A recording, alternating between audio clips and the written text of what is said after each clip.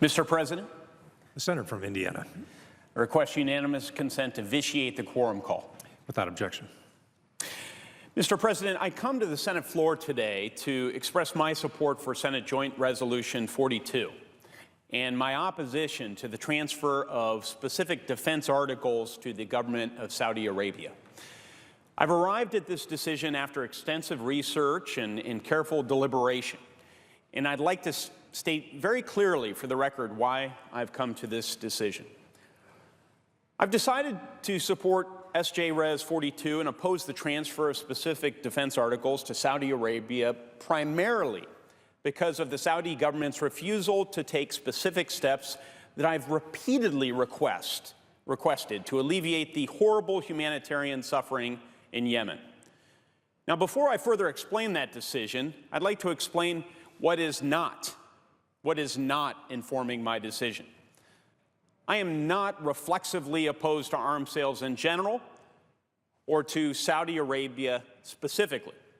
On the contrary, after a series of questions are satisfactorily addressed, I believe arms sales to key partners and allies can enable them to more effectively defend our common interests and oppose common threats. After all, the United States cannot and should not employ U.S. military forces in every instance.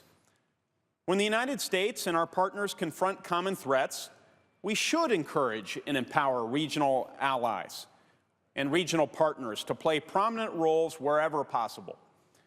When our partners are defending our common interests, we want them to be as well-equipped and well-trained and effective as possible. I recognize that despite our differences, the Saudi government is an important regional security partner for the United States of America. However, when we work through our allies and partners, we shouldn't set aside our national security interests, and we certainly shouldn't set aside our support for universal humanitarian principles. That principle certainly applies to the Saudis and to the situation in Yemen. So my decision today is based neither on an opposition to arms sale in general, nor an opposition to arms sales to the Saudis in particular.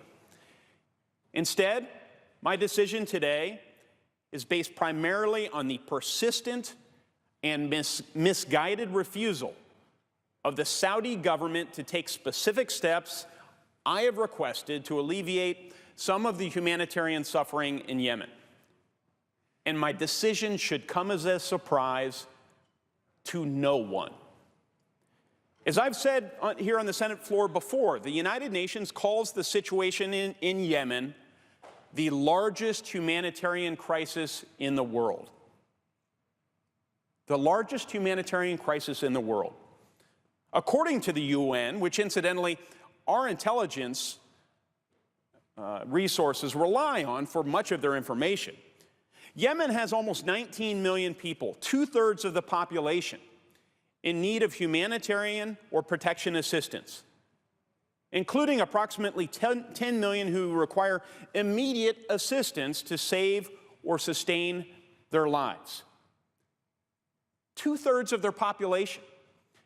If that's not a recipe for instability in a dangerous region of the world, I don't know what is. 17 million people are food insecure, while 7 million people don't know where their next meal's coming from and are at risk of famine. In addition, according to the UN, as of yesterday, the World Health Organization reports a cumulative total of over 124,000 suspected cases of cholera and over 900 associated deaths. Cholera is impacting the most vulnerable. In fact, children under the age of 15 account for 28% of all deaths. The situation's growing far worse. An NGO with personnel on the ground in Yemen tells my office that the large majority of these cholera cases have taken place since late April. Perhaps the most heartbreaking statistic is that a child under the age of 5 dies every 10 minutes in Yemen of preventable causes. Now, throughout this process, rather than just mourning this terrible situation, I've tried to identify tangible steps that can save lives, that can lead to a political settlement in Yemen, and that can enhance both regional and United States national security interests. In the case of Yemen, it became clear quickly that there were specific steps the Saudis could take to help alleviate the horrible humanitarian situation in Yemen. And based on that realization, back in April 27th, I led a 9-member bipartisan letter to the incoming Saudi ambassador, noting the important security partnership between the United States and the government of Saudi Arabia and Saudi Arabia's role as a regional leader.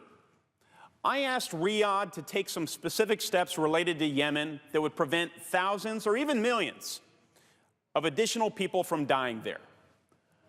Among several requests, I asked the Saudis to permit the delivery of U.S.-funded cranes to the port of Hodeidah that would dramatically improve the ability to offload humanitarian supplies there.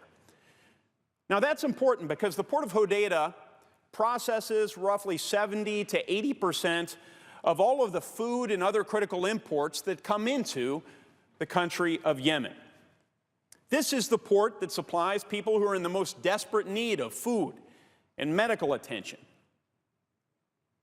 I also asked Riyadh to address unnecessary additional delays that the Saudi-led coalition was causing for humanitarian and commercial supplies going into that port. Not receiving a satisfactory response, I subsequently raised these issues directly with the Saudi foreign minister when he met with me and other senators here on Capitol Hill. Still, not receiving a satisfactory answer, we've continued to raise these requests repeatedly with the Saudi embassy. As recently as yesterday, the Saudis have refused to be responsive on the cranes.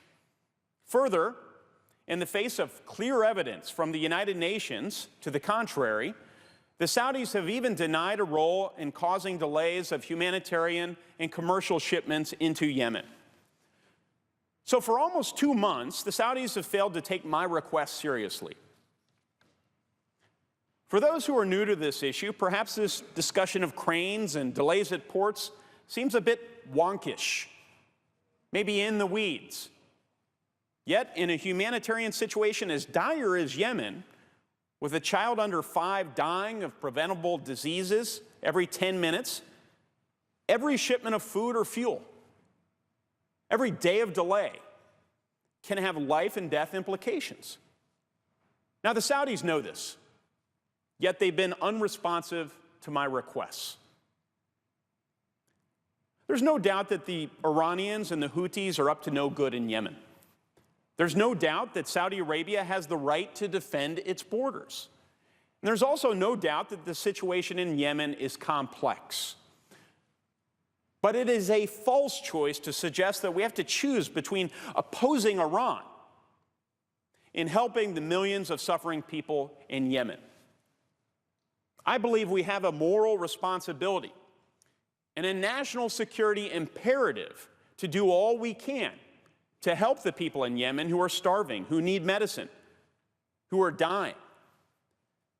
And the longer this war in Yemen continues, the more we will drive the Houthis into the arms of the Iranians.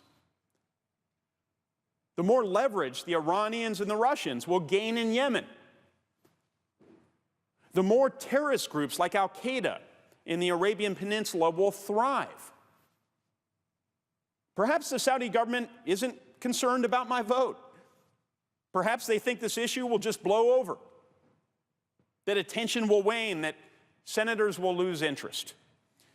Well, I recognize that I'm just one senator with just one vote. But I would caution the Saudi government against such a view.